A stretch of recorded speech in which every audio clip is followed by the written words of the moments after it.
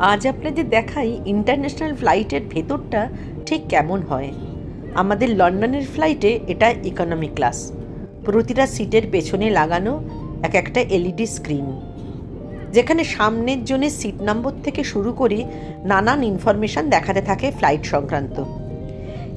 এছাড়া গান, মুভির মতো এন্টারটেনমেন্টের ব্যবস্থাও আছে।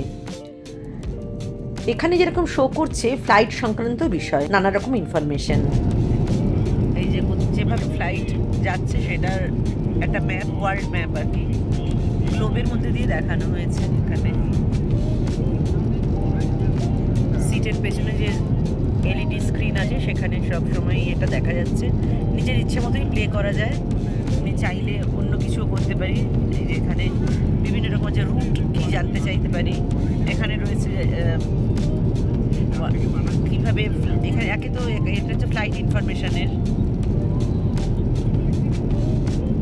লেফট উইন্ডো, যেটা আমার পাশে, সেখানে কি দেখা যাচ্ছে, এই যে লেফট উইন্ডো।